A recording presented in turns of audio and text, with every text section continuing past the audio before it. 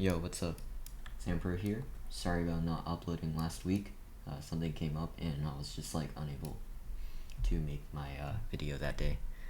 But I'm here today and I'm gonna be doing this sprinting script tutorial. Okay, so I'm gonna show you guys the final result first because I feel like that would make a little bit more sense. But here it is. This is the final result. It's gonna be a little sprint script. You can see like there's speed lines, little dust, and if you switch like stand on a different color of material, the dust also, you know, changes color. It's pretty cool. And it's just shift to sprint. There's no animation or anything because I don't know how to make a run animation, so you guys are just gonna have to do that on your own. But I'm gonna teach you guys how to do all this stuff you see here. Alright, so the first thing you want to do is we're going to set up our little workspace. So you're going to want to have a little effects folder, and you're also going to want a a folder for the map.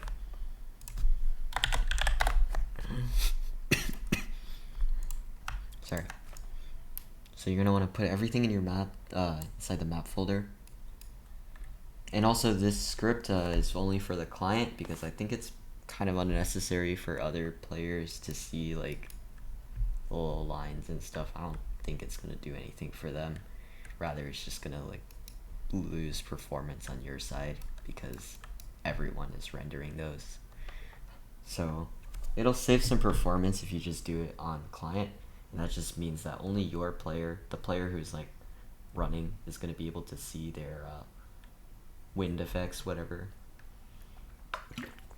So yeah, let me just continue on then. So you got a map folder, effects folder here, and you're also going to want a little folder in here called effects. This is where like you store the actual effects assets. And I'm going to be giving you guys this dust asset. Here, let me show it to you guys actually. It's just a little block with a particle in it, and when you emit it, as you can see, it emits some dust. So yeah, very simple. All we're going to need for this is a local script. We're not going to use a server script because other players are not going to be able to see this. We're just going to define some like basic variables. So our player, character, humanoid, and then the effect folder in the replicated storage that contains our little dust effect. There's also going to be two constants, I guess. Those constants are the walk speed and then also the run speed.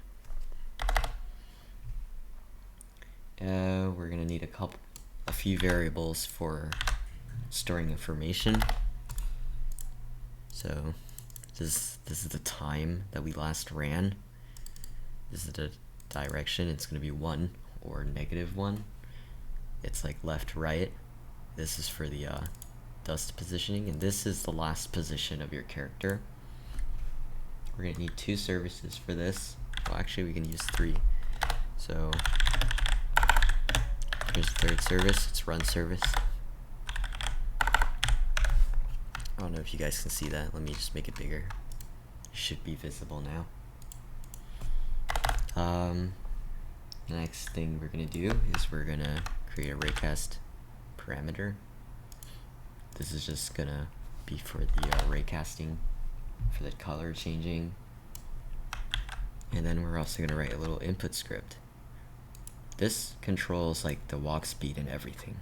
So what it's saying is that once the game detects an input, if that input is left shift, then we start running, right? And we set the direction to 1 because the first like step should be I think the right foot, and right foot is 1. Now this is when you let go of shift, and if you let go of shift, the walk speed turns into the normal walk speed. So now that we have all that set up, we just need to do the effects.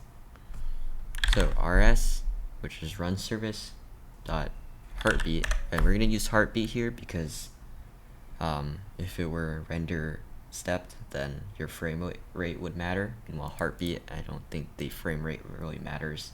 That's like the game clock. It's like 60 FPS. So we're just gonna use that. It's not gonna be too big of a deal. So this line, let me just show you guys the full length of the line. All it does is it checks if our player's velocity is greater than our walk speed times 2. And it also checks if our humanoid's floor material, so what it's standing on. Ooh, let me make this wait.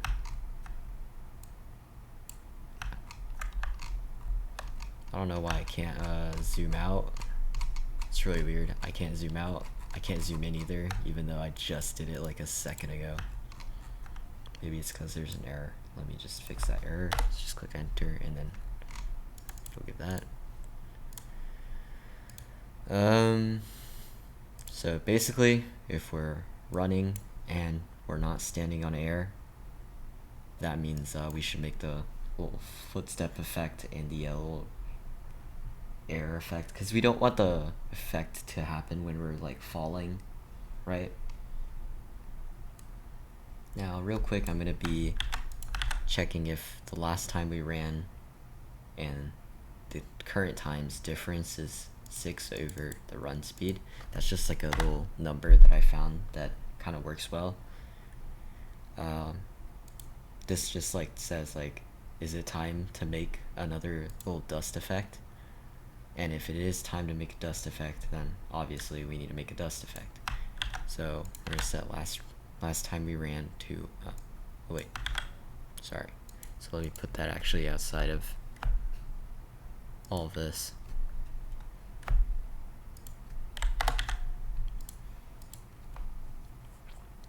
But yeah. Oh wait. No, I'm tripping. Yeah, you put it in here.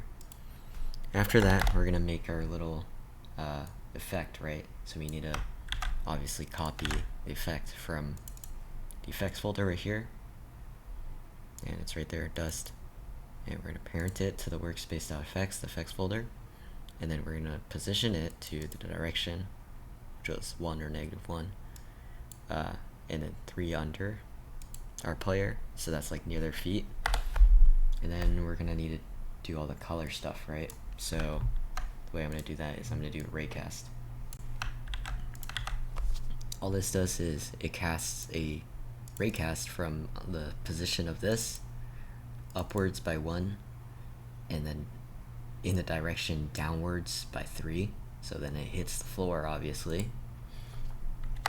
And if we do hit something, right, then we need to set its color.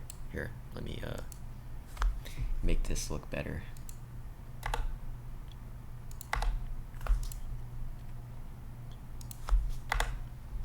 So yeah, color sequence.new, and this is one of those angled brackets, like the ones you would use for an array. So make sure you guys use that, and it's just color sequence keypoint.new. This is normal parentheses 0 Raycast result.instance.color, so the color of whatever we hit. And you just need 2 of these because the color sequence for particles needs 2 numbers, the beginning color and the end color, and those are the same, but you could change it if you want. After that, we're just gonna simply emit the particle, right? And then we're gonna destroy the particle after 1 second, and then we're gonna change its direction to the opposite of what it was. So if it was right, then it'd be left, just like that. So let me just hop in game right here, and just to show you guys that the footsteps do work. Oh wait, there's another thing that we have to do. So because of my shift lock, right, left shift is already used by the shift lock. The game doesn't detect it because if you look, we said that if it's a game processed event, then we just skip Well, there's one pretty easy way to fix that, and that's just simply by using the player module, changing the player module. So let me just play, and then you can grab the player module just by going into your player, go into player scripts, grab the player module, copy it, and put that into your starter player scripts. And then we're going to need to change a couple things in the mouse lock controller. So bound keys, get rid of left shift. And just to be sure, let's do that in the script as well. So search for left shift. Here it is, line 30. Just completely remove that. Right. So once we get rid of all of that and we just play the game, you'll see that I can't activate shift lock using left shift. Instead, it's just right shift now. That fixes everything. You can see that the little particles are appearing, right?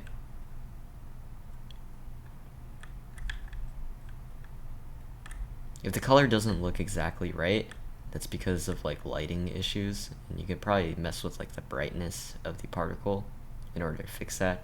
I personally think it's fine, because like nobody's really gonna care. It looks normal on like most surfaces, but sometimes if the object is being really lit up by the sun, it'll look really dark, even though that's the actual color of the thing. So yeah, that changed the player module. Now we just need to make the little wind air effect, right? And we can just go outside of that, and we're just gonna do a little loop. So it'll make 1 to 3 little wind effects every frame.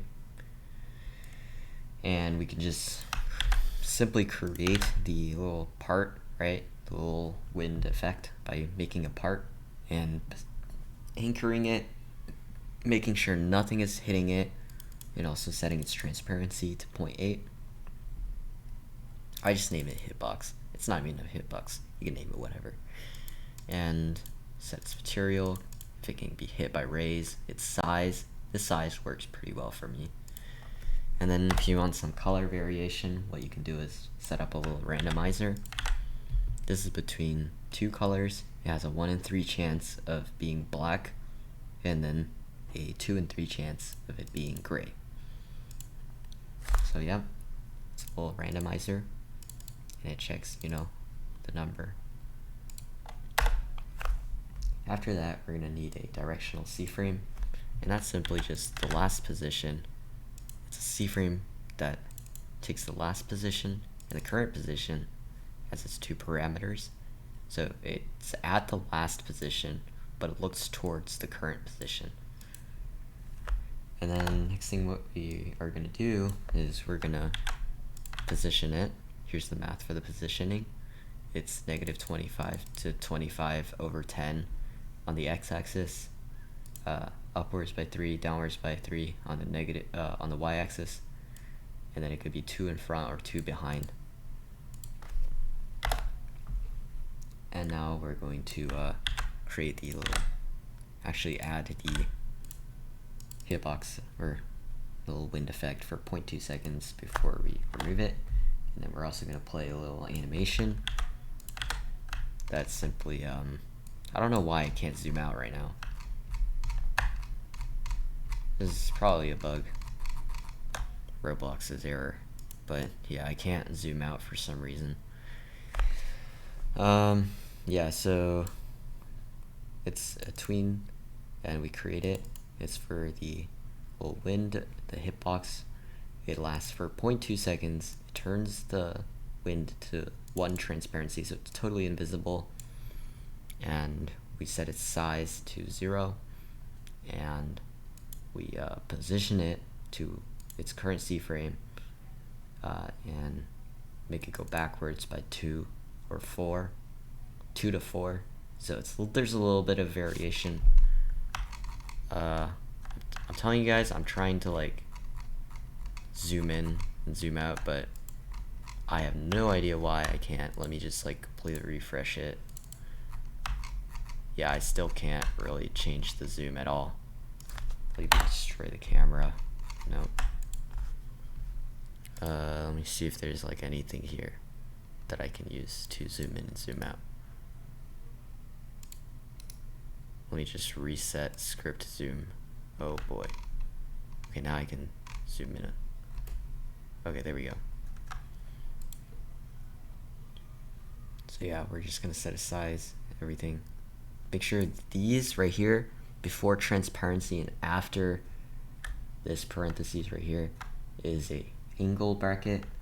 I don't know if you guys were able to see this because of my resolution or not, but yeah, it's an angle bracket, so make sure you use it.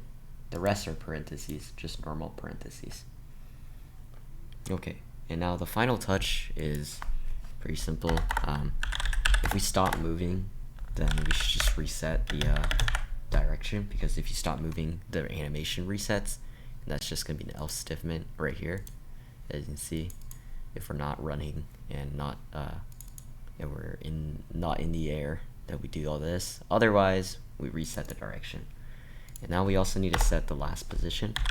So last position equals character dot primary part dot position. This is for R15. If you do R6, you're gonna want to change primary part to humanoid root part. So yeah.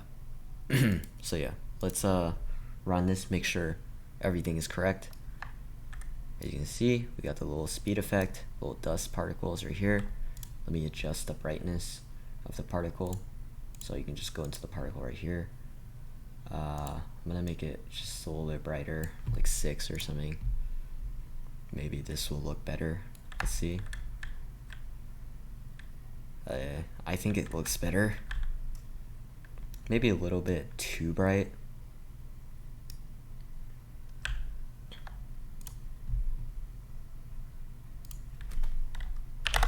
Yeah, I will put this in the description, so yeah, don't worry about that. I'll have it in the description, and you guys can just download whatever, or just purchase it from the asset store, library, whatever. Totally free. And there's a couple announcements I gotta make. First of all was the last video that we did about like showcasing games. It didn't do that great, but I think it was fun, so I think I'm gonna continue doing that. I'm also gonna be doing a little bug fix shortly.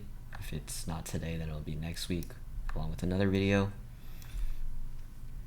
So yeah, let me know what you guys want to see next, and also make sure to join my Discord server. That's where I usually check for my recommendations and stuff and suggestions.